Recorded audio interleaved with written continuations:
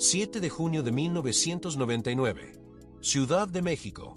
Avenida Insurgente Sur, Zona Rosa, Ciudad de México. Un hombre de 56 años está sentado en una mesa del restaurante El Charco de las Ranas. Acaba de terminar su programa de televisión en vivo. Está comiendo con amigos, relajado, charlando, riendo. Hace 3 horas, millones de mexicanos lo vieron en sus pantallas, sonriendo, haciendo bromas, conduciendo el programa matutino más visto del país.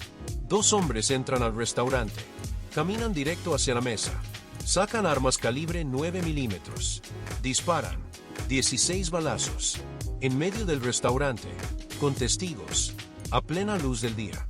Francisco Jorge Stanley Albaitero cae, sangre en el piso, gritos, caos. Los sicarios guardan las armas, salen caminando, suben a un auto, desaparecen. A las 3:10 de la tarde, en el hospital, Paco Stanley es declarado muerto. El país entra en shock, porque esto no era normal. Los famosos no morían así en México. No en 1999. No a balazos en un restaurante lleno de gente. No a plena luz del día. Y 25 años después, nadie ha sido condenado por este crimen. En este video conocerás las palabras exactas que el forense encontró en el informe de autopsia, un detalle que cambió toda la narrativa de la investigación. Conocerás quién fue arrestado como sospechoso principal, alguien que estaba sentado a centímetros de Paco cuando dispararon y salió sin un rasguño. Y conocerás por qué ese hombre pasó 1 año en prisión y luego fue liberado sin cargos, dejando el caso sin resolver para siempre.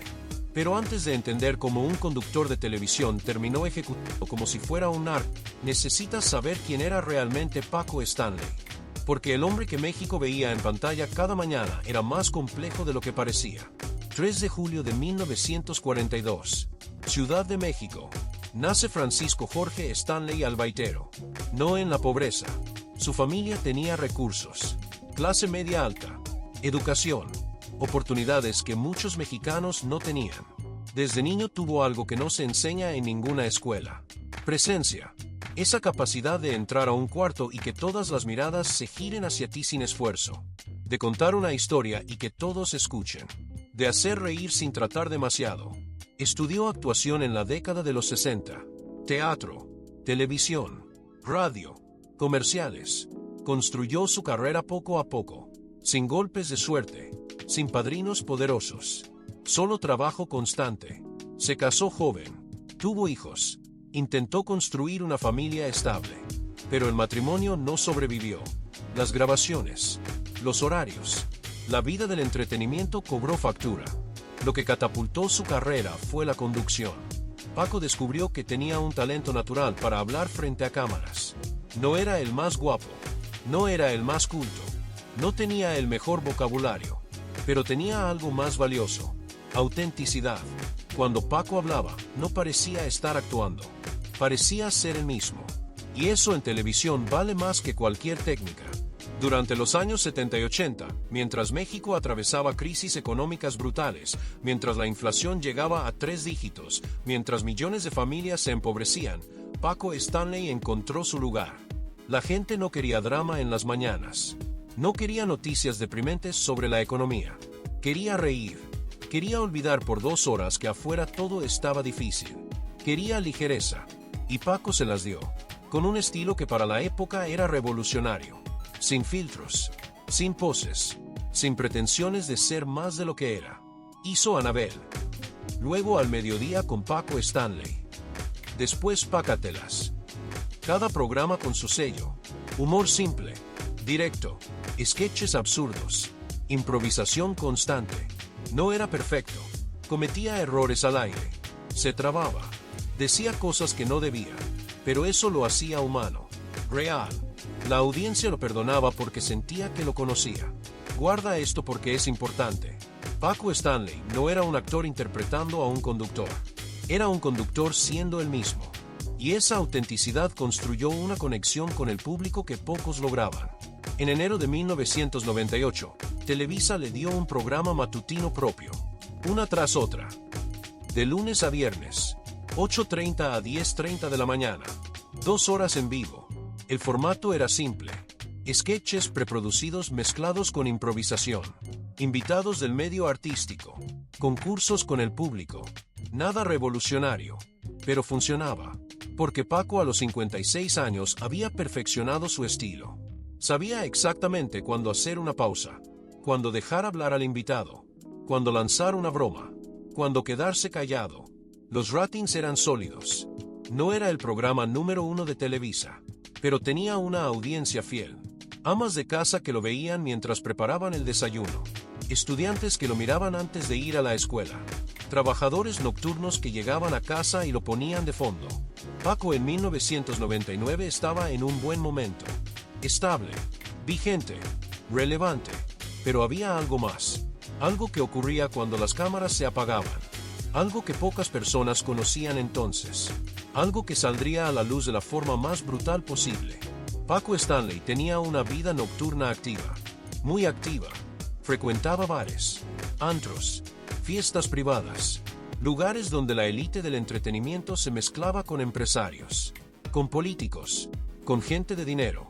Esto no era secreto dentro del medio. Todos sabían que Paco salía mucho, que le gustaba la fiesta, que a veces llegaba al programa con pocas horas de sueño. Pero en la televisión mexicana de los 90, eso era normal. Muchos conductores vivían así. Fiestas toda la noche, programa temprano en la mañana. Dormían 3 horas y funcionaban con pura adrenalina. Paco lo sostuvo durante años. Y cuando estaba frente a las cámaras, nadie notaba nada. El profesional salía. El showman aparecía. Hacía su trabajo. Lo que México no sabía, lo que no se publicaba, lo que solo circulaba en rumores dentro del medio, era otra cosa. En esos círculos nocturnos, circulaban sustancias. Alcohol sin límite. Y cocaína. Mucha cocaína. No era exclusivo de Paco. Era la cultura de ciertos espacios del entretenimiento en los 90. Antros donde la droga consumía abiertamente. Donde nadie preguntaba. Donde nadie denunciaba. Paco consumía. Eso es lo que dirían después. Eso es lo que encontraría el forense. Pero estamos adelantándonos. Uno de los hombres más cercanos a Paco en esos años era Mario Besares. Mayito. Habían trabajado juntos durante casi una década. Mario era productor de Una tras otra. También aparecía en cámara. Hacía sketches. Tenía personajes. Su frase característica, ¡qué poca ma! La audiencia la amaba. Los niños la repetían en las escuelas. Mario era parte del show. Fuera de cámara, Mario y Paco pasaban tiempo juntos. Comían después de las grabaciones. Iban a eventos. Compartían círculos sociales. Guarda este nombre. Mario Besares. Porque lo que le pasará a partir del 7 de junio cambiará su vida de formas que nadie puede imaginar. Había otro personaje clave. Jorge Gil. El chofer de Paco. Pero era más que eso. Era empleado de confianza. Alguien que conocía su rutina. Que lo acompañaba a todas partes. Que sabía cosas que otros no sabían. Jorge Gil también estará presente ese 7 de junio. También verá todo. Y pagará un precio por estar en el lugar equivocado. Los primeros meses de 1999 transcurren con normalidad aparente. Una tras otra sigue al aire. Los sketches funcionan. Los invitados vienen. El público ríe. Pero algunas personas cercanas a Paco notan algo. Está más tenso de lo normal. Más nervioso. Menos relajado que antes. Un miembro del equipo de producción contaría años después algo inquietante. En mayo de 1999, un mes antes de su muerte, Paco llegó alterado a una grabación. Dijo que sentía que lo estaban siguiendo, que había notado un auto detrás de él varias veces. El equipo no le dio importancia. Paco era dramático a veces. Exageraba. Contaba historias. Pero quizá no estaba exagerando. Primera semana de junio. Lunes, martes, miércoles. Los programas transcurren normal. Paco hace su rutina. Sketches. Entrevistas. Improvisación. El jueves, 3 de junio, durante la transmisión en vivo, Paco dice algo. Las palabras exactas se perdieron porque en 1999 no todo se grababa digitalmente. Pero varias personas que estaban en el foro recuerdan el sentido. Habló sobre vivir intensamente. Sobre no tener miedo a nada. Sobre que cuando te toca, te toca. En ese momento fue solo una frase más. Paco decía cosas así todo el tiempo. Filosofía barata de programa matutino. Pero 4 días después, esas palabras sonarían proféticas. Escalofriantes. Viernes, 4 de junio. El programa se transmite normal. Paco se despide de la audiencia. Nos vemos el lunes. Como siempre. Fin de semana. Sábado y domingo. Paco hace su vida. Lo que hace siempre. Nadie nota nada fuera de lo normal. Lunes 7 de junio de 1999. Amanece como cualquier lunes en la Ciudad de México. Tráfico. Smog. Millones de personas yendo a trabajar. Rutinas que se repiten. Vida normal. Paco llega a Televisa San Ángel alrededor de las 7:30 de la mañana. Saluda al equipo. Se prepara. Revisa el guión del día. A las 8:30 en punto comienza la transmisión. Una tras otra transcurre sin incidentes. Los sketches salen bien. Los invitados participan. El público del foro ríe. Mario Besares hace su parte. Todo funciona. A las 10:30 de la mañana del lunes 7 de junio de 1999 termina la transmisión de una tras otra en TV Azteca. 2 horas de programa en vivo completadas exitosamente. Paco Stanley se quita el micrófono. Se despide del equipo técnico. Saluda a las edecanes. Agradece a los músicos. Sale del set del Foro 5 en TV Azteca Ajusco. Ese lunes fue un programa peculiar. Hubo momentos extraños que solo cobrarían significado después. Mario Besares llegó con una férula en el pie izquierdo. Dijo que se había lesionado jugando con sus hijos. Paco hizo énfasis en esto durante el programa. Mire usted lo que le pasó a Mayito, el inútil. Hubo un momento de tensión visible. Paco golpeó a Mario con unas hojas que tenía en la mano. Mario se paró. Miró a Paco fijamente al rostro por unos segundos. Luego regresó a su lugar. La gente que vio el programa en vivo notó algo raro, algo incómodo. En otro momento, Paco abandonó el estudio sin explicación. Pedrosa, a la cabina. Ahorita regreso, gritó y se fue. Cuando regresó, ya no traía saco y estaba transpirando. Dijo que hacía mucho calor en el lugar. Minutos antes de finalizar el programa, Paco dijo algo que quedaría en la memoria colectiva. Quiero decirle una mala noticia, ya nos vamos. Fueron sus últimas palabras en televisión. Lo que nadie sabía es que en menos de 2 horas, Paco Stanley estaría muerto. Después del programa, Paco sale acompañado de Mario Besares y Jorge Gil. También va con ellos Jorge García Escandón, su chofer y asistente personal.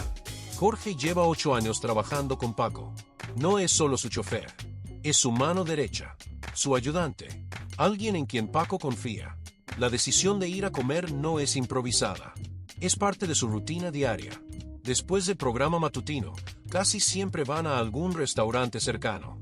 Es un momento de relajarse, de hablar del show, de planear los siguientes programas, de simplemente disfrutar. Ese día eligen el Charco de las Ranas, un restaurante bar ubicado en Avenida Insurgente Sur, muy cerca de Periférico.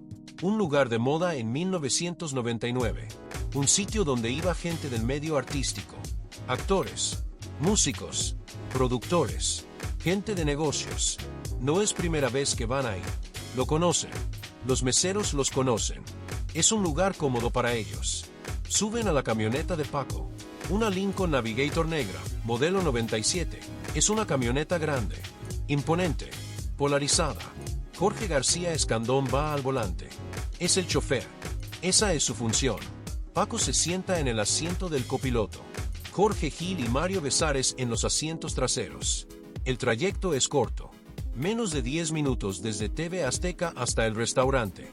Las calles están relativamente despejadas. Es lunes por la mañana. La gente ya está en sus trabajos. Llegan alrededor de las 11 de la mañana. Se estacionan. Bajan de la camioneta. Los 4 entran al restaurante. El lugar está moderadamente lleno. No vacío, pero tampoco abarrotado. Es hora de desayuno tardío. Hay varias mesas ocupadas. Familias, parejas, ejecutivos. Los meseros los reconocen inmediatamente. Paco Stanley es imposible de no reconocer. Es una de las caras más famosas de México. Lo ven todas las mañanas millones de personas. Los saludan con familiaridad. Les asignan una mesa. No piden mesa apartada. No piden privacidad. Se sientan en una mesa normal, en el área común del restaurante, visible desde la entrada. Piden bebidas, agua, refrescos. Miran el menú. Ordenan comida. Según el libro de Jorge Gil Mi Verdad, Paco ordenó carne en chile pasilla con frijoles y totopos. Jorge Gil y Mario comieron huevos estrellados con chilaquiles. Todo acompañado con agua de tamarindo. Charlan, ríen, comentan sobre el programa del día, sobre los planes para los siguientes shows, sobre chistes que funcionaron, sobre cosas que pueden mejorar. Es una comida normal, como tantas otras que han tenido. Nada indica que será diferente. El restaurante tiene más gente. Hay un matrimonio en otra mesa. Juan Manuel de Jesús Núñez, de 30 años, agente de seguros, está con su esposa Lourdes Hernández, de 27 años. Vinieron a desayunar. Un lunes normal en su vida. Pablo Hernández Pérez, de 25 años, trabaja como acomodador de autos en el estacionamiento del restaurante. Está afuera, ayudando a los clientes a estacionarse. Nadie nota nada extraño. Nadie ve que los sigan. Nadie percibe peligro inminente. Paco y su grupo comen tranquilos. Transcurren los minutos. Media hora. Una hora. Más tiempo. No tienen prisa. Disfrutan la comida. La conversación. El momento de relajación después del programa en vivo. Son aproximadamente las 11:45 de la mañana. Casi mediodía. Según múltiples testimonios coincidentes, Mario Besares recibe una llamada telefónica en su celular. Se levanta de la mesa. Se aleja un poco para contestar. Habla en privado. Regresa a la mesa. Minutos después, Mario les dice a los demás que la comida le cayó mal, que siente malestar estomacal, que necesita ir al baño. Se levanta. Se dirige al baño del restaurante. Paco y Jorge Gil deciden que ya es momento de retirarse. Han estado ahí más de una hora. Ya terminaron de comer. Es tiempo de irse. Pagan la cuenta. Se levantan de la mesa. Salen del restaurante. Jorge García Escandón los acompaña. Van hacia la camioneta en el estacionamiento. Mario Besares se queda en el baño. Adentro del restaurante, Paco, Jorge Gil y Jorge García llegan a la Lincoln Navigator negra. Abren las puertas. Suben al vehículo. Jorge García Escandón se sienta al volante. Es el conductor, su lugar habitual. Paco Stanley se sienta en el asiento del copiloto. A su derecha, Jorge Gil sube atrás, en el asiento trasero del lado derecho. Cierran las puertas. La camioneta está polarizada. Desde afuera no se puede ver bien quién va adentro. Esperan. Mario todavía está en el baño. Van a esperarlo. No hay prisa.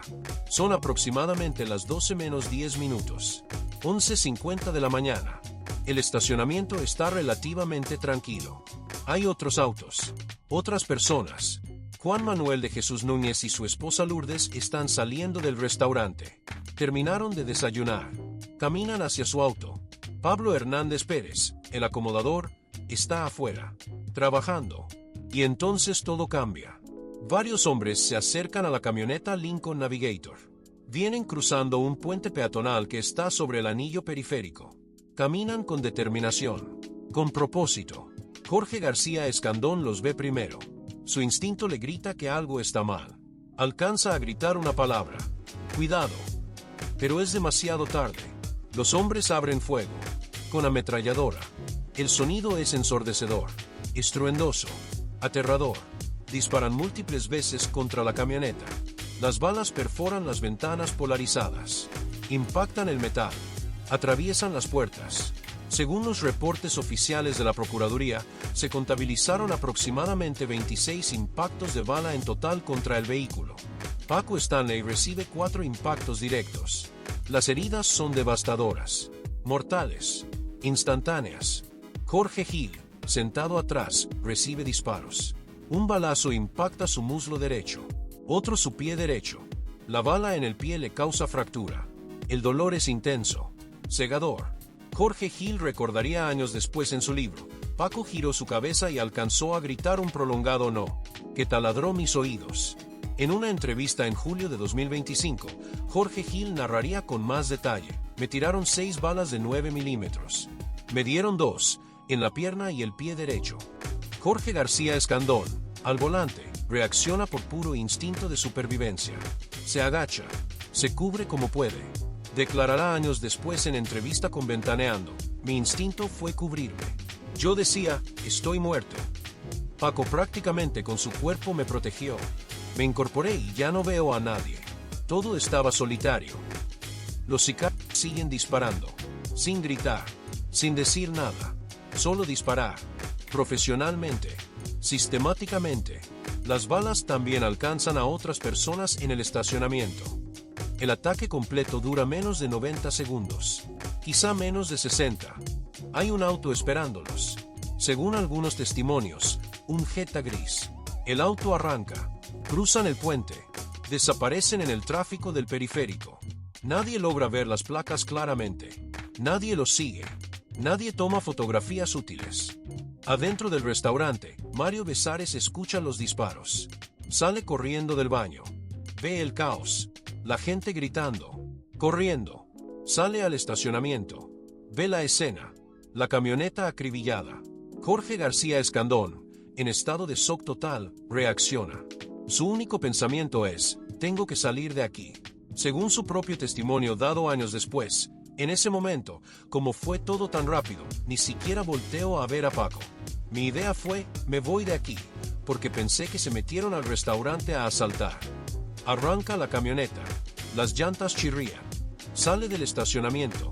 Maneja sin rumbo fijo. Solo alejándose. Buscando ayuda. No se da cuenta, en el shock del momento, que lleva a Paco muerto en el asiento del copiloto.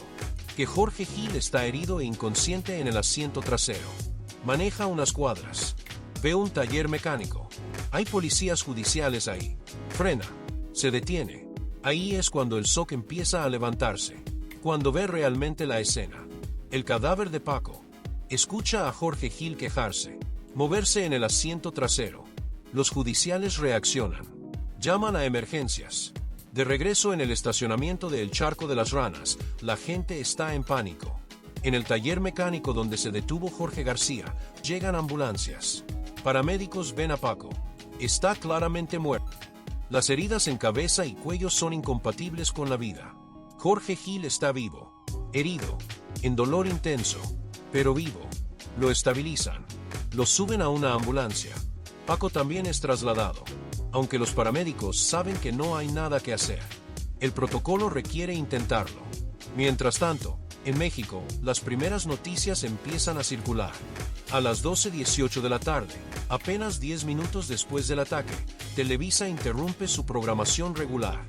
Interrumpimos nuestra programación para informar sobre un incidente en el sur de la Ciudad de México. Un helicóptero de Televisa está en el aire.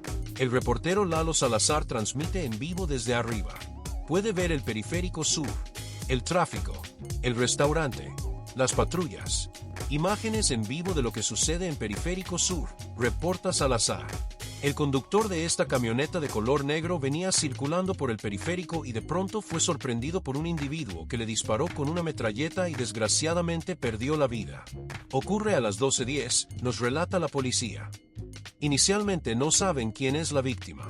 Los primeros reportes son confusos. Hablan de un posible funcionario, de un intento de secuestro, de un asalto que salió mal.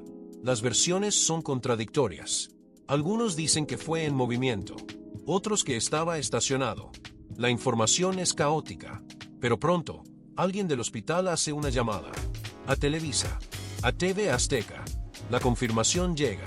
La víctima es Paco Stanley, Francisco Jorge Stanley Albaitero, el conductor más querido de México. Acaba de ser asesinado. Paco Stanley es declarado muerto al llegar al hospital. Las heridas eran demasiado severas. No había nada que hacer. A las 3 de la tarde, México se entera oficialmente.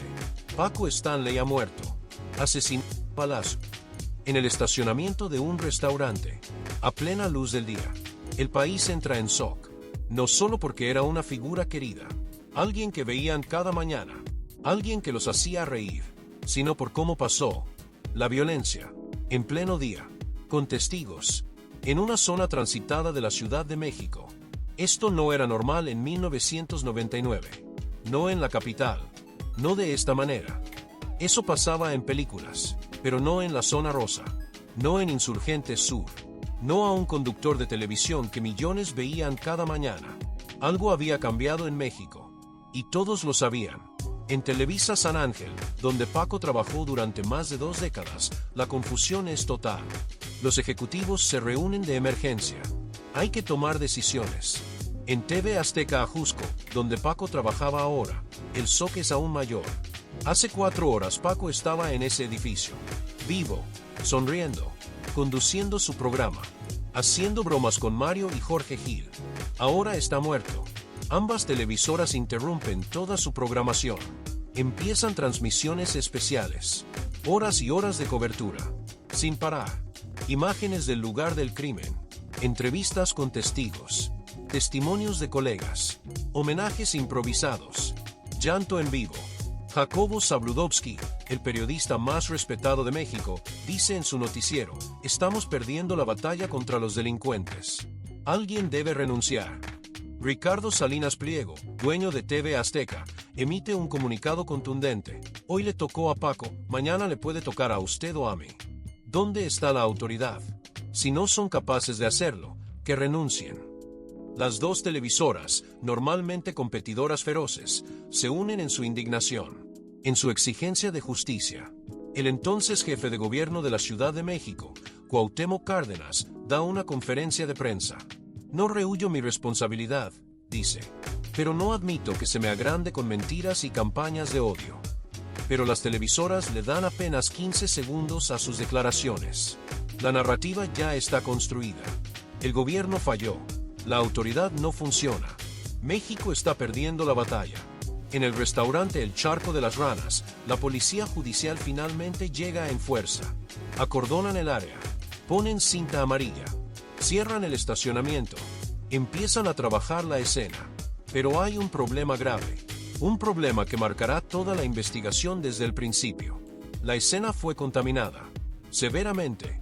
En los minutos cruciales entre el ataque y la llegada de las autoridades, decenas de personas entraron y salieron del estacionamiento. Meseros, clientes, curiosos. Jorge García Escandón movió la camioneta. La sacó del lugar original del ataque.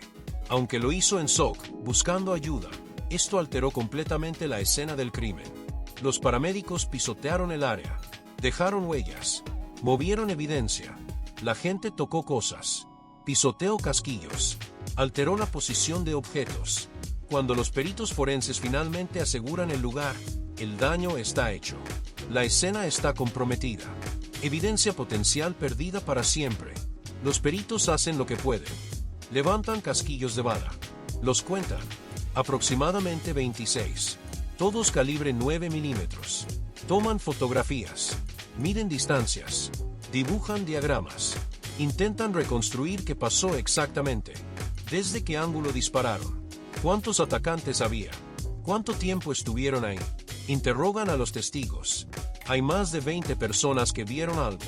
Pero cuando los detectives los entrevistan, los testimonios son frustrantemente contradictorios. Algunos juran que fueron 2 atacantes. Otros dicen que 3. Otros que hasta 5. Algunos los describen vestidos de negro. Otros de mezclilla azul. Otros no recuerdan la ropa. Algunos dicen que eran altos. Otros que de estatura media. Otros que uno era alto y otro bajo. Algunos vieron un auto gris. Otros un auto blanco. Otros no vieron ningún auto. Nadie logró anotar las placas del vehículo de huida. Nadie lo siguió. Nadie tomó fotografías. En el caos. En el terror. En el shock de ver a alguien disparando a centímetros. La memoria humana falla. Los detalles se vuelven borrosos. El cerebro se enfoca en sobrevivir, no en recordar. Los investigadores interrogan a Jorge García Escandón. El chofer, el que estaba al volante. Jorge está en estado de shock, temblando, con la ropa manchada de sangre de Paco. Le preguntan qué vio. Jorge responde que vio a los hombres acercarse, que alcanzó a gritar cuidado, que se agachó, que escuchó los disparos, que sintió el cuerpo de Paco caer sobre él, que cuando cesó el fuego arrancó la camioneta y huyó. Los detectives lo presionan. ¿Por qué no arrancó antes? ¿Por qué no aceleró cuando vio a los hombres? ¿Por qué se quedó quieto? Jorge explica que todo pasó en segundos, que no tuvo tiempo de reaccionar, que su instinto fue cubrirse, no huir. Los detectives anotan todo. No están convencidos. Algo no les cuadra. ¿Cómo es posible que el chofer no recibiera ni un rasguño? ¿Pura suerte? ¿O algo más? Interrogan a Mario Besares. También en shock. también con ropa manchada, también temblando. Mario explica que estaba en el baño, que escuchó los disparos, que salió corriendo, que vio la camioneta acribillada, que vio a Jorge García arrancando, que vio el caos. Los detectives lo miran con escepticismo. Qué conveniente que justo estaba en el baño. Qué conveniente que no recibió ni un rasguño. Le preguntan sobre la llamada telefónica. ¿Quién llamó? ¿De qué hablaron? Mario dice que no recuerda, que fue una llamada rápida, que probablemente era de su esposa o de alguien del trabajo. Los detectives anotan todo. Aquí hay algo. Ellos lo sienten. Jorge Gil está en el hospital. En cirugía. La bala atravesó su muslo. La otra fracturó su pie. Los médicos trabajan para estabilizarlo, salvar su pierna, reparar el daño. No puede dar declaración todavía. Está sedado, en recuperación.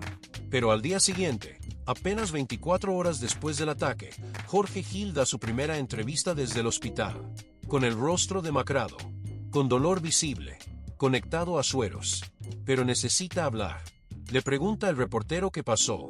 Jorge narra. Yo venía atrás del señor Stanley, de Paco. Su chofer estaba del otro lado. Esperábamos a Mario.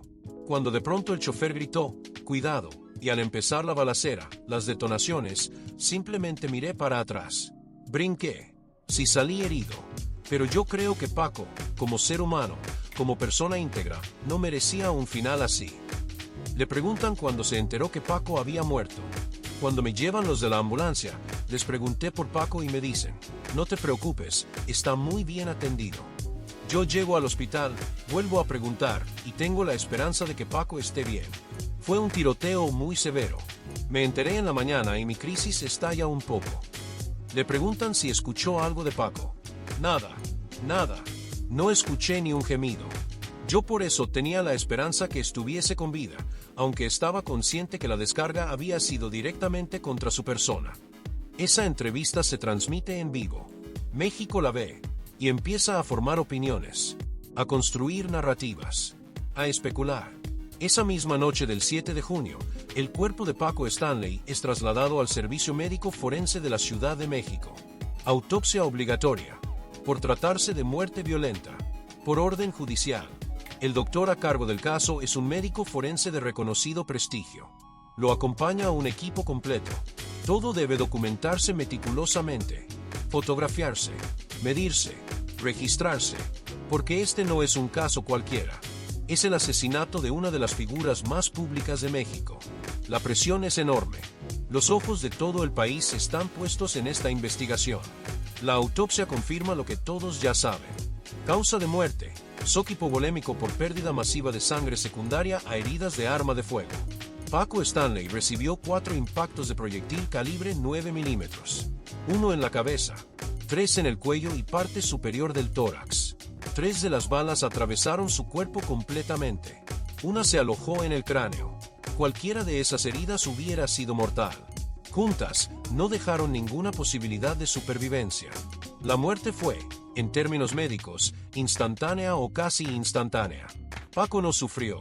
No tuvo tiempo de sufrir. Pero la autopsia revela algo más. Algo que no estaba en el expediente policial inicial. Algo que cambiará completamente la narrativa del caso. En el análisis toxicológico de rutina, encuentran algo. En la sangre de Paco. En su orina. Benzoylecgonina.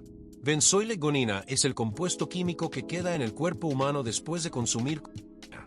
Es lo que buscan en las pruebas antidoping. Es la prueba química definitiva de consumo reciente. Las concentraciones en la sangre y orina de Paco Stanley indican consumo reciente. No de días atrás. No de semanas. De horas.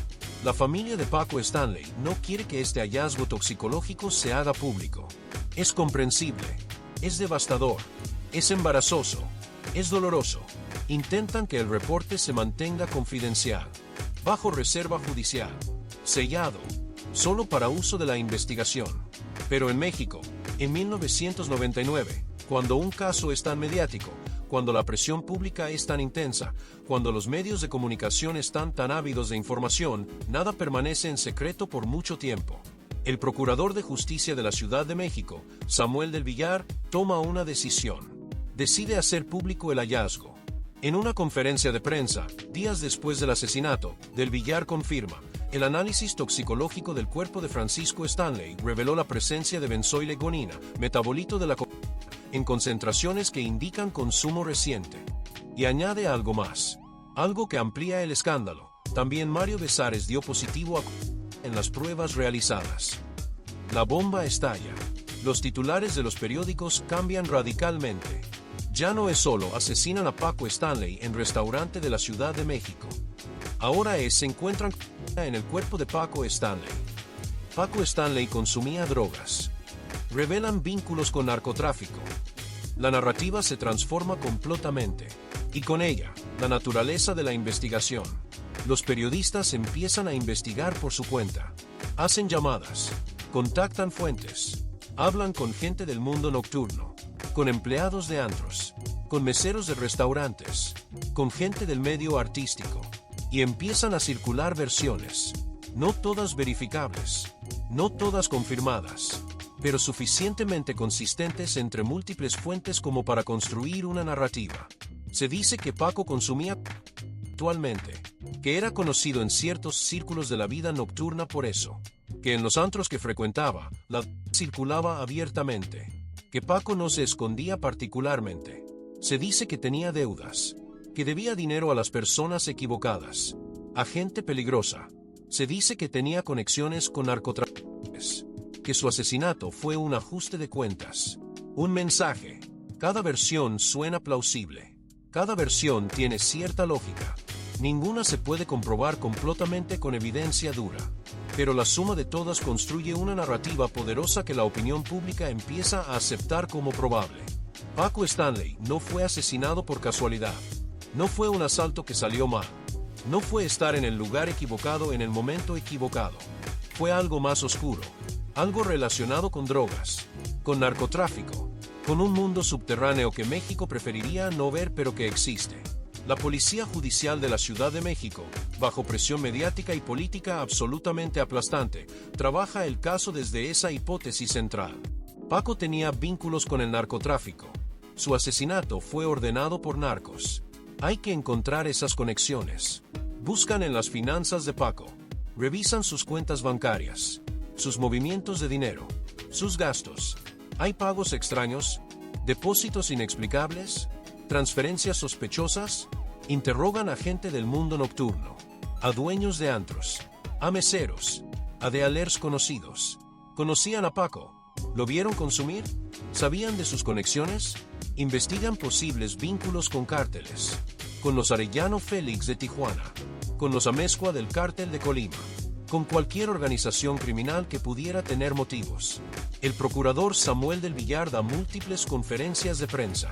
Promete resultados. Dice que los responsables serán capturados, que es solo cuestión de tiempo, que nadie quedará impune, que la justicia llegará.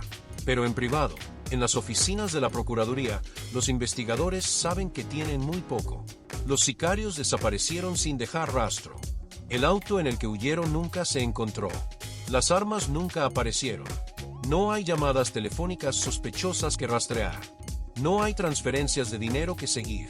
No hay testigos confiables que puedan identificar a los atacantes. Solo tienen teorías, especulaciones, hipótesis, pero no evidencia dura. Y una pregunta que los atormenta. Una pregunta que no pueden responder satisfactoriamente con los datos que tienen. ¿Cómo sabían los sicarios exactamente dónde estaría Paco ese día? Porque después de revisar su agenda, de hablar con su equipo, de investigar sus rutinas, los detectives descubren algo importante. Paco Stanley no tenía una rutina fija y predecible para sus comidas después del programa. A veces iba a un restaurante, a veces a otro, a veces se iba directo a casa, a veces iba a reuniones de trabajo. No había un patrón claro y consistente que alguien pudiera seguir desde afuera. Ese 7 de junio eligió el Charco de las Ranas. No era un lugar donde iba todos los días. No era su restaurante favorito exclusivo. Era solo una opción más entre muchas. Y sin embargo, los sicarios estaban ahí, listos, esperando. O llegaron justo a tiempo, con las armas, con el plan, con el auto de escape. ¿Fue casualidad? Poco probable. Los sicarios profesionales no confían en la casualidad. ¿Habían estado siguiendo a Paco durante días, esperando la oportunidad perfecta? Posible, pero nadie reportó haber visto a Paco siendo seguido. Nadie notó nada sospechoso en los días previos. ¿O alguien les dijo dónde estaría? Alguien que sabía, alguien cercano, alguien en quien Paco confiaba. Esa pregunta lleva a los investigadores a mirar más de cerca, mucho más de cerca, a las personas que estaban con Paco ese día. Las personas que sobrevivieron sin heridas significativas. Había 4 personas con Paco en el restaurante ese día. Mario Besares, Jorge Gil, Jorge García Escandón y Paco mismo. Paco está muerto. Jorge Gil recibió 2 balazos. Está herido. Hospitalizado. Es claramente una víctima. Jorge García Escandón, el chofer, también está siendo investigado. Porque algo les parece sospechoso a los detectives. ¿Por qué no arrancó la camioneta inmediatamente cuando vio a los hombres acercarse? ¿Por qué se quedó quieto? ¿Por qué no recibió ni un rasguño? La teoría que empiezan a manejar es que Jorge García permaneció inmóvil intencionalmente, para permitir el asesinato, para facilitar el trabajo de los sicarios. Pero el foco principal de la sospecha recae en Mario Besares. Mario tiene varias cosas que los otros no tienen. Historia larga con Paco. Años trabajando juntos.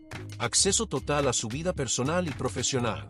Conocimiento profundo de sus rutinas, sus contactos, sus círculos sociales, sus debilidades.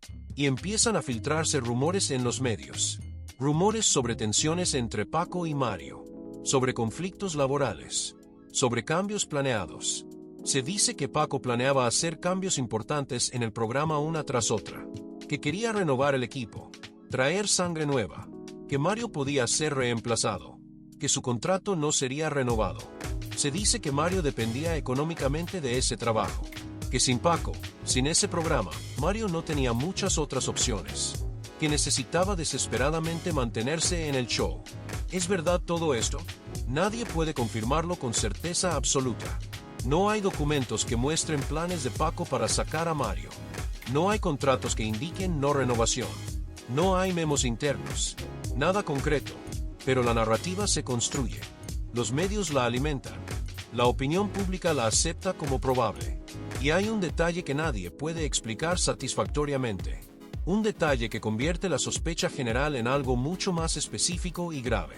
Los sicarios dispararon aproximadamente 26 balazos. Estaban a pocos metros de distancia, en un espacio relativamente cerrado, con ametralladora. Impactaron a Paco múltiples veces, también a Jorge Gil. También alcanzaron a transeúntes inocentes. Pero Mario Besares, que había estado sentado literalmente al lado de Paco minutos antes, que había compartido esa mesa, que había comido con ellos, no recibió ni un rasguño. Ni uno, porque estaba en el baño, adentro del restaurante, cuando los sicarios atacaron. ¿Casualidad? ¿Timing increíblemente conveniente? ¿Suerte extraordinaria? ¿O Mario sabía exactamente cuándo iba a ocurrir el ataque y se aseguró de no estar ahí cuando pasara? Esa pregunta flota en el aire, en las redacciones de periódicos, en las conversaciones de café, en las investigaciones policiales, en los programas de televisión. Los días pasan, las semanas pasan, la presión sobre la Procuraduría es inmensa. México exige justicia, exige respuestas, exige que alguien pague por este crimen. Y entonces, el 2 de agosto de 1999, casi 2 meses después del asesinato, algo cambia dramáticamente en la investigación. Una llamada telefónica, desde el reclusorio Varonil Sur, desde un teléfono público. El que llama se identifica como Luis Gabriel Valencia López, apodado El Flama. Está preso por otros delitos: narcotráfico, lavado de dinero. Forma parte de la organización de los hermanos Amezcua, líderes del cártel de Colima, conocidos como los Reyes de las Metanfetaminas. Valencia llama al servicio 061 de la Procuraduría. Dice que tiene información importante sobre el asesinato de Paco Stanley. Información de primera mano. Que sabe quiénes lo ordenaron. Que sabe quiénes participaron. Los investigadores reaccionan inmediatamente. Esto podría ser el quiebre del caso. El testimonio que necesitan. Los días 8 y 9 de agosto de 1999, Luis Gabriel Valencia da declaraciones formales en el interior del reclusorio Varonil Sur. Dice que él era cocinero de los hermanos Jesús y Luis Amezcua, que trabajaba para ellos, que estaba en su círculo cercano, que escuchaba conversaciones, y cuenta una historia explosiva, una historia que, de ser cierta, resolvería el caso. Según Valencia, escuchó a Luis Ignacio Amezcua ordenarle a Erasmo Pérez Garnica, apodado El Cholo, que asesinara a Paco Stanley. La razón: Paco le debía mucho dinero al cártel. Dinero por drogas. Una deuda grande. Una deuda que Paco no podía o no quería pagar. Valencia dice que Paola Durante, una edecán que trabajaba en el programa de Paco, actuó como enlace entre el conductor y los Amezcua. Que ella facilitaba las transacciones. Que ella era el contacto. Valencia dice que Mario Besares sabía del plan. Que participó en las reuniones donde se discutió. Que estuvo de acuerdo. Que su trabajo era dar la información de dónde estaría Paco ese día. Y que Mario se retrasó intencionalmente en el baño del restaurante para dar tiempo a que los sicarios cumplieran su misión. Que su ida al baño no fue casualidad. Fue parte del plan. También menciona a otros participantes. José Luis Rosendo Martínez, asistente personal de Mario Besares, habría ayudado alejando a uno de los escoltas de Paco de la camioneta, para que el Cholo pudiera acercarse sin obstáculos. Jorge García Escandón, el chofer, habría sido instruido para permanecer inmóvil, para no arrancar la camioneta, para no interferir con el asesinato. Es una historia completa, detallada, con nombres, con roles específicos, con motivación clara. Y lo más importante para los investigadores, es el primer testimonio directo que conecta personas específicas con el crimen. Valencia incluso da detalles que los investigadores pueden verificar. Describe dónde vive el Cholo. Dice que vive por la colonia San Felipe de Jesús, cerca de una iglesia, cerca de una negociación de rótulos. Los investigadores verifican.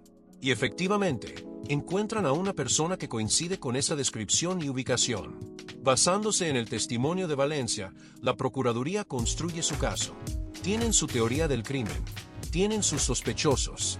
Tienen su testigo. Ahora solo falta proceder con los arrestos.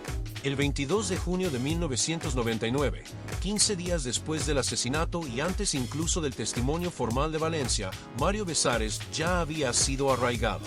No arrestado directamente. Arraigado. Es una figura legal mexicana que permite detener a alguien sin cargos formales, mantenerlo bajo custodia, mientras se investiga.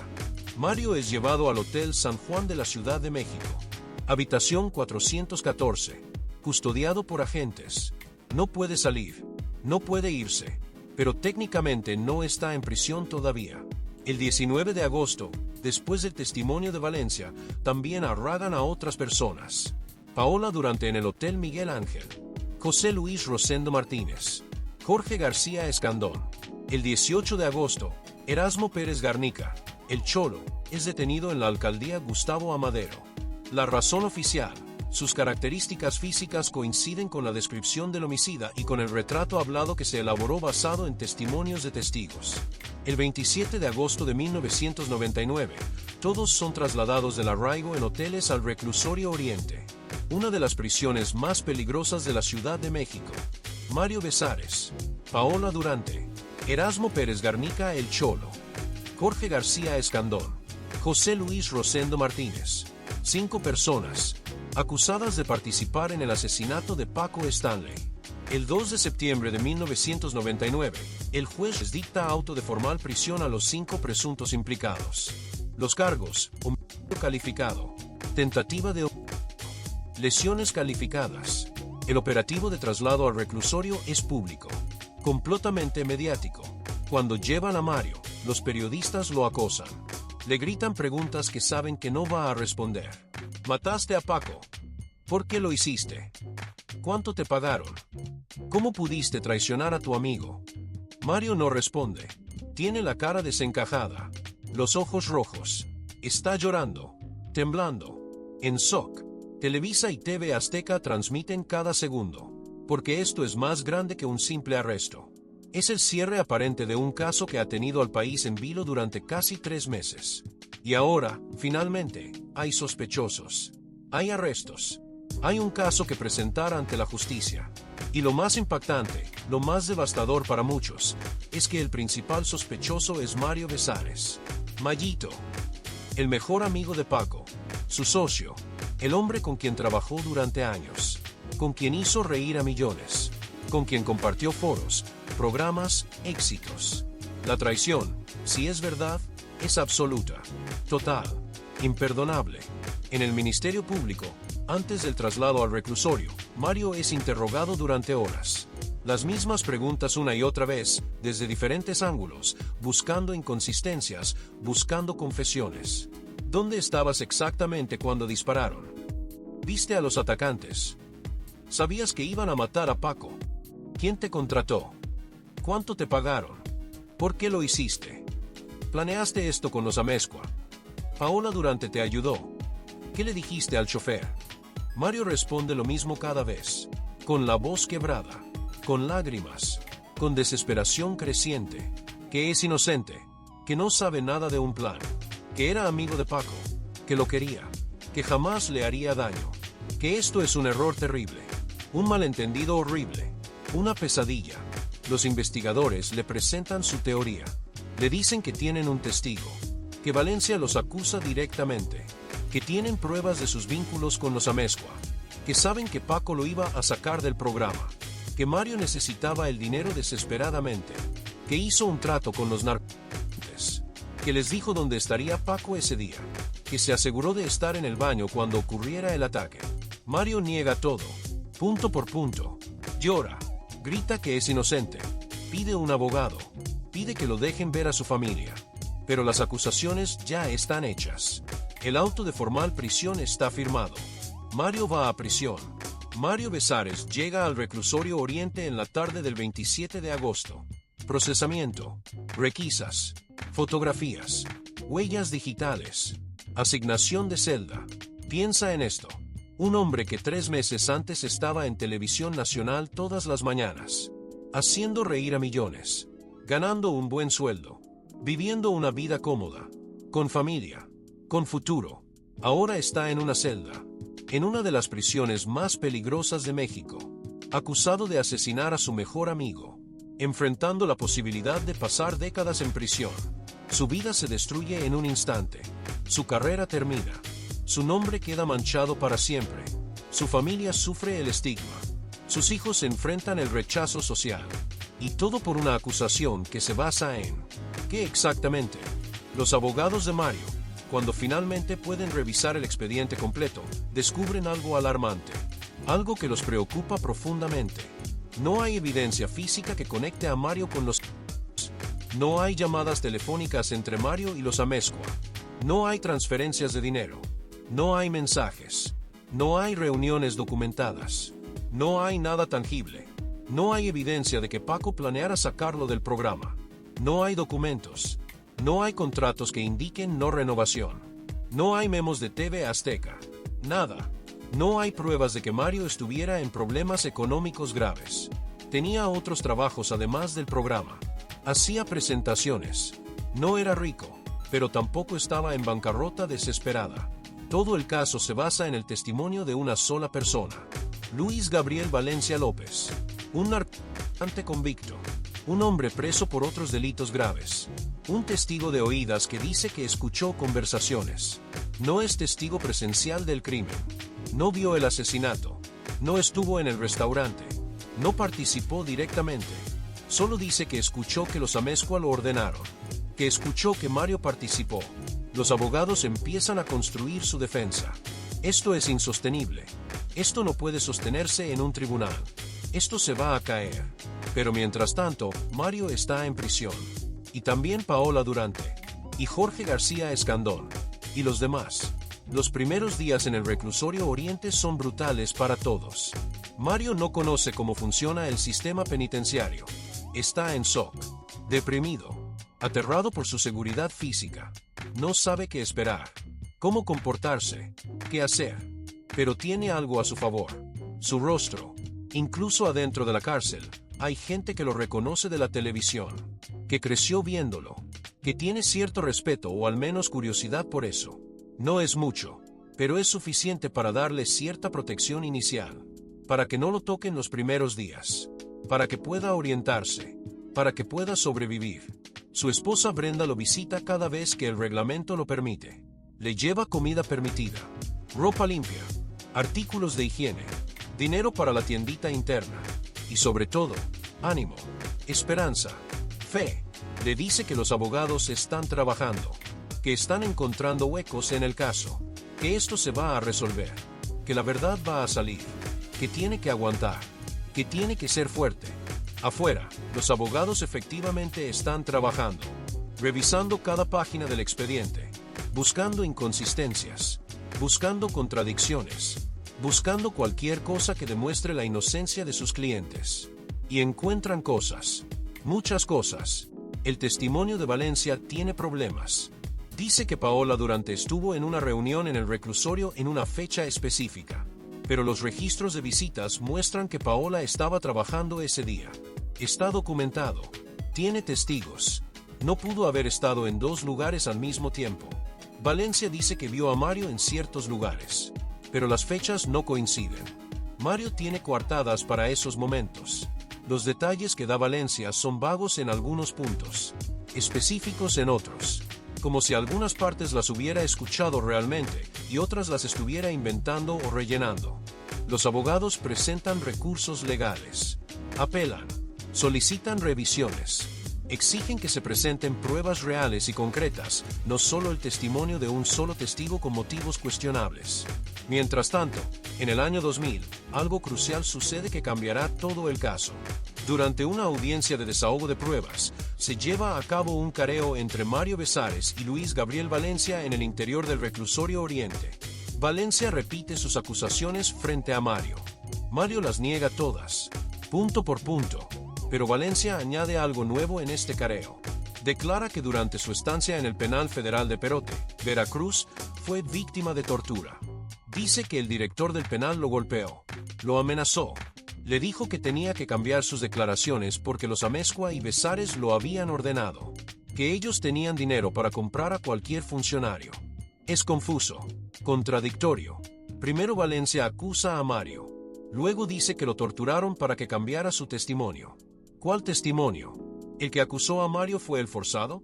¿O hubo otro testimonio antes?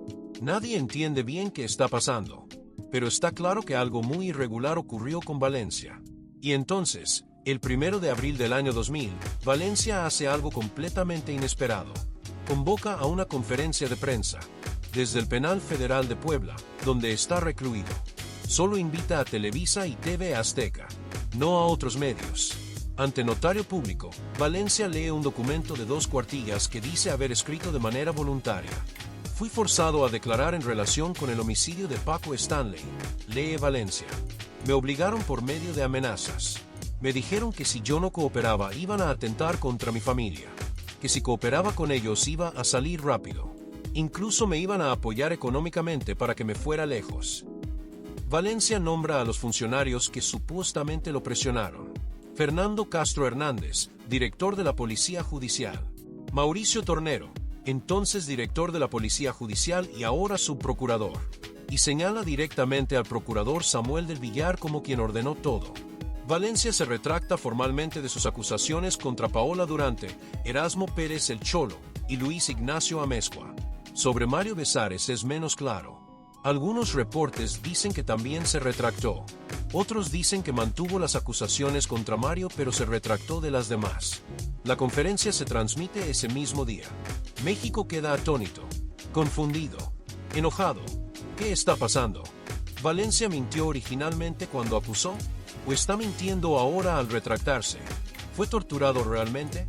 ¿O está siendo presionado ahora por los narcotraficantes? El procurador Samuel del Villar reacciona furiosamente. Da una conferencia de prensa ese mismo día. Dice que la retractación de Valencia es falsa, que está siendo presionado por intereses criminales poderosos y corruptos del narcotráfico, que su testimonio original era verdadero, que la investigación continúa, pero el daño está hecho. El único testigo directo del caso acaba de retractarse públicamente. Acaba de decir que fue torturado para declarar. Los abogados de los acusados reaccionan inmediatamente, presentan recursos, apelan, exigen la liberación inmediata de sus clientes, porque todo el caso se basaba en el testimonio de Valencia. Y Valencia acaba de decir que mintió bajo tortura. La Comisión de Derechos Humanos del Distrito Federal, presidida por el Dr. Luis de la Barreda Solórzano, se involucra. Investiga las acusaciones de tortura. Investiga el caso de Paola Durante específicamente. En febrero del año 2000, la comisión emite una recomendación. Recomienda la excarcelación de Paola Durante. Dice que no hay pruebas suficientes contra ella, que su detención es injusta. El procurador del Villar se niega. Dice que el caso es sólido, que no va a liberar a nadie. Rosario Robles, entonces jefa de gobierno del Distrito Federal, aunque se había comprometido públicamente a interceder por Durante si se demostraba que era inocente, también se niega a ayudar. Presiones políticas. El caso es demasiado mediático, demasiado sensible. El caso se politiza completamente. En los medios, sobre todo en la prensa de opinión, hay expresiones de apoyo al procurador del Villar. Gente que considera que liberarlo sería debilitar la lucha contra el crimen. Que hay que confiar en las instituciones. Hay quienes respaldaban lo que consideraban una causa política sin reparar en que, con esa posición, avalaban el encarcelamiento de personas potencialmente inocentes. El doctor de la Barreda recuerda en su libro El corazón del ombudsman que en el año 2000, cuando Andrés Manuel López Obrador era candidato al gobierno del Distrito Federal, comparó al procurador Samuel del Villar con Benito Juárez. El caso se convierte en algo más grande que la justicia para Mario, Paola, Jorge García y los demás. Se convierte en un símbolo, en una batalla política. Pero finalmente, después de meses de recursos legales, de apelaciones, de presión, un juez toma una decisión. El 25 de enero de 2001, 18 meses después de sus arrestos, el juez notifica a los 5 inculpados algo que cambiará sus vidas. Las pruebas presentadas en su contra no permiten acreditar su participación en el asesinato de Francisco Stanley. El caso es insostenible. El único testigo se retractó.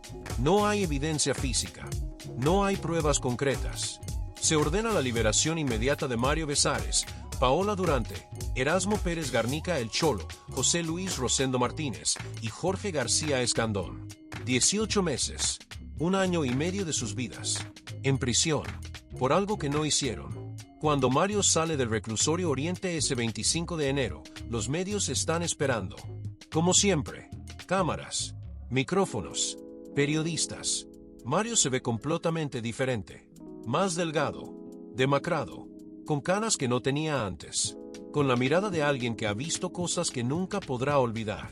Da una conferencia de prensa breve, con la voz quebrada, con dignidad. Soy inocente, siempre lo he sido. Agradezco a Dios por esta libertad. Perdono a quienes me acusaron falsamente. Solo quiero volver con mi familia. Brenda está esperándolo.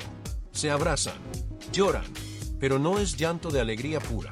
Es llanto de alivio mezclado con dolor, con trauma, con miedo de lo que viene, porque Mario entiende algo en ese momento, algo que lo acompañará el resto de su vida.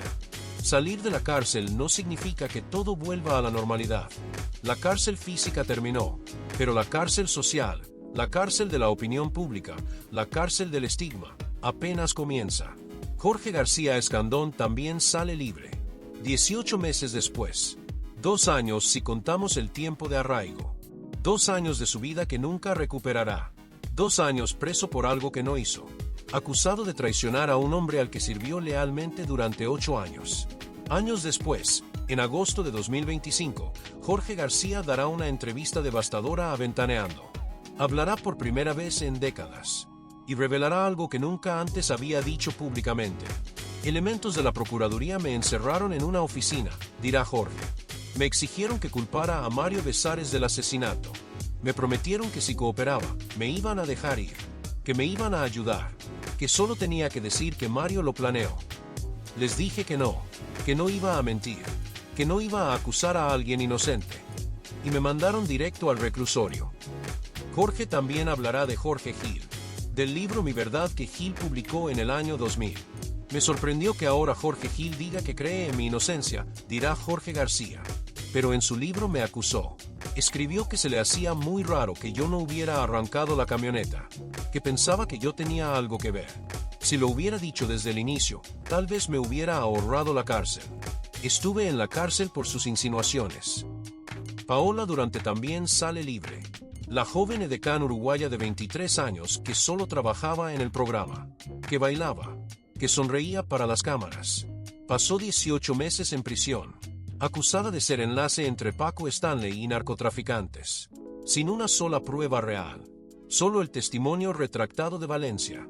Paola modificó no solo su vida después de esto, también su apariencia. Cambió completamente, como intentando dejar atrás a la persona que fue acusada. En 2024, Paola abrirá su propio canal de YouTube, La Verdad durante el Silencio. Empezará a contar su versión, a defenderse, a mostrar su lado de la historia. Hablará de Jorge Gil. Dirá que nunca tuvo una relación cercana con él, que Paco no permitía que las edecanes hablaran mucho con otros del equipo. Revelará que su hermano vio a Jorge Gil recientemente, que está en silla de ruedas, que se ve muy desmejorado de salud, y dirá algo contundente: yo creo que cuando tú haces algo mal, la vida te lo cobra. No en el infierno, sino en la vida real. Mario Besares sale libre el 25 de enero de 2001, legalmente exonerado, sin cargos, sin condena, pero México no lo perdona. Para millones de mexicanos, Mario sigue siendo culpable. No importa lo que diga el juez, no importa que no hubiera pruebas, la narrativa está solidificada. Ninguna televisora lo contrata. Televisa no, TV Azteca no. Su nombre está manchado. Su carrera en televisión nacional terminó permanentemente. Los siguientes años son brutales. Mario tiene deudas de abogados. Brenda mantiene a la familia. Él intenta hacer presentaciones en eventos privados, fiestas corporativas, lugares pequeños, pero incluso eso es difícil. Cuando se anuncia su nombre, parte del público protesta. Cancela. En 2004 consigue un programa pequeño en cable llamado Párele de Sufrir. No dura mucho. Se cancela por falta de audiencia. 24 años pasan. De 1999 a 2023. 24 años vetado de la televisión mexicana. En 2020, durante la pandemia, Mario empieza a hacer videos en TikTok, bailando, con su energía característica. Los videos se vuelven virales entre una nueva generación que no lo recuerda por lo de Paco. Solo lo ven como un señor carismático que baila bien. Acumula millones de seguidores. A los 61 años, tiene más relevancia que en 2 décadas. Esa popularidad llama la atención de Rosa María Noguerón, productora de La Casa de los Famosos México. En agosto de 2024, Mario entra al reality show. Es polémico. Parte del público está furioso, pero los jóvenes solo lo ven como el señor de TikTok. 71 días encerrado. México lo ve 24 horas diarias. Lo ve ser humano, vulnerable, amable. Habla abiertamente sobre los 18 meses en prisión, sobre el dolor de ser acusado injustamente. La audiencia empieza a simpatizar. Los votos cambian. Se forma un Team Mayito masivo. Y entonces, el 19 de septiembre, ocurre lo inesperado. Paul Stanley entra a la casa como invitado especial. Mario se paraliza. No sabe qué esperar. Pero Paul se acerca, lo mira a los ojos, y dice: Mayito, estoy en paz contigo. Yo ya solté. Quiero una nueva vida. Y quiero que tú también tengas paz. Se abrazan. El hijo de Paco y el hombre acusado de matarlo. En vivo, ante millones. Paul continúa: mi papá no era perfecto, pero lo amaba. Sé lo que pasaste. 18 meses preso por algo que no hiciste. Yo perdono. Es tiempo de seguir adelante. La escena rompe algo en la conciencia colectiva. Si Paul perdona, ¿por qué el país sigue condenando? El 29 de septiembre de 2024, después de 71 días, llega la final. 39 millones de votos. Récord histórico. El ganador es Mario Besares. 4 millones de pesos de premio. Pero más importante, vindicación. México diciéndole después de 25 años: te creemos. Eres inocente. Paul Stanley tenía 14 años cuando mataron a su padre. Estaba en la secundaria cuando Norma, empleada de Paco, lo llamó: tu papá está muerto. Mataron a tu papá. En el funeral, Paul intentó entrar, pero había tanta gente que no lo dejaban pasar. Soy hijo de Paco, decía. Nadie lo escuchaba. Los años siguientes fueron difíciles. Crecer sin padre, con el estigma, con las preguntas constantes. En 2012, Paul se convirtió en conductor del programa Hoy en Televisa, el mismo canal donde trabajó su padre. Ha mantenido una carrera respetable durante más de 12 años. En 2024 tuvo a su hija Victoria, la primera nieta de Paco Stanley. Cuando perdonó a Mario públicamente, Paul explicó después: pasé 25 años cargando rencor. Me di cuenta de que ese peso me estaba destruyendo. Decidí soltar. Mi papá tenía sus demonios, pero hubiera querido que yo viviera en paz, no en odio. Jorge Gil, el periodista herido con 2 balazos, escribió un libro en 2000, Mi Verdad, 7 de junio de 1999. Después se fue a vivir a Estados Unidos. Se alejó de la vida pública. En 2023 rechazó participar en un documental de VX sobre el caso. En julio de 2025 dio una entrevista rara a Ventaneando. Confirmó que vive en Estados Unidos. Habló de las balas que recibió. Se ve notablemente mayor y deteriorado. Según Paola Durante, su hermano lo vio recientemente en silla de ruedas con la salud muy desmejorada. Jorge García Escandón pasó 2 años en prisión.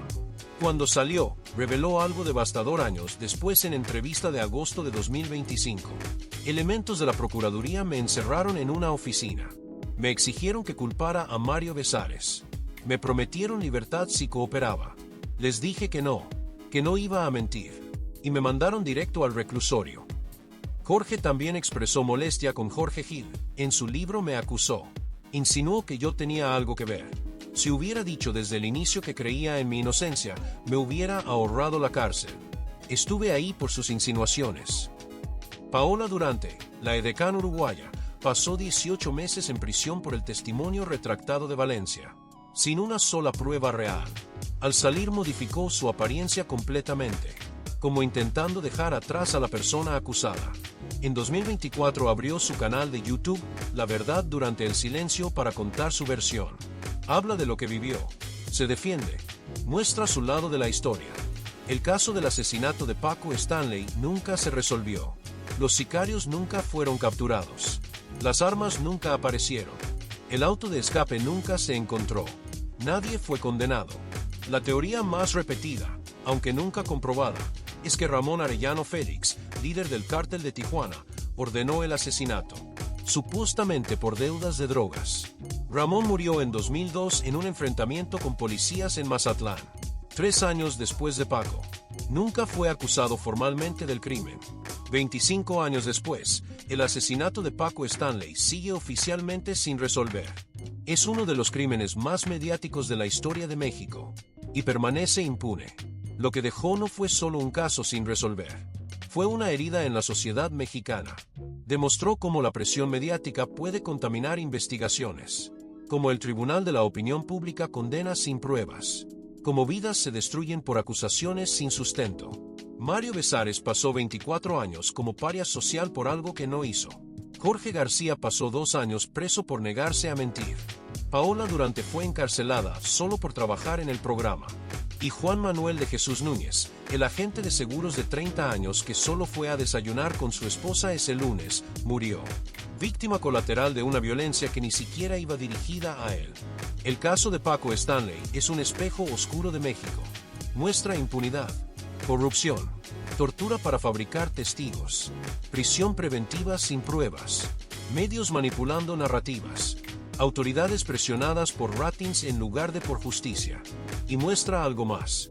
Muestra que en México, a veces, nunca llega la verdad completa. Solo versiones, especulaciones, teorías que nadie puede comprobar. 25 años después del 7 de junio de 1999, seguimos sin saber exactamente qué pasó. ¿Quién ordenó el asesinato? ¿Por qué? ¿Quiénes fueron los sicarios? ¿Dónde están ahora? Lo único que sabemos con certeza es esto. Paco Stanley fue asesinado a las 12:08 de la tarde, en el estacionamiento de El Charco de las Ranas, con aproximadamente 26 disparos de 9 milímetros. Murió instantáneamente. Juan Manuel de Jesús Núñez murió ese mismo día en el Hospital Soco. Jorge Gil sobrevivió con 2 balazos. Vive en Estados Unidos. Mario Besares fue acusado injustamente. Pasó 18 meses en prisión. Fue vetado 24 años. Y finalmente encontró redención en 2024. Paul Stanley perdió a su padre a los 14 años. Y 25 años después encontró la paz perdonando públicamente. Y los verdaderos responsables del asesinato siguen libres. En algún lugar. Tal vez vivos. Tal vez muertos. Pero nunca capturados. Nunca juzgados. Nunca condenados. Justicia nunca llegó para Paco Stanley. Solo memoria. Especulación. Y un país que aprendió, una vez